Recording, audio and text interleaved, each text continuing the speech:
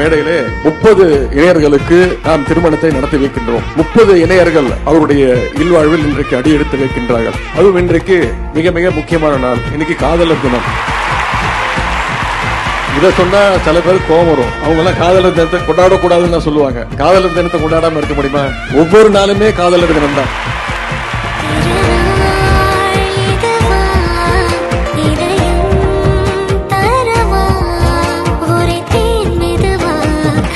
கஞ்சி வர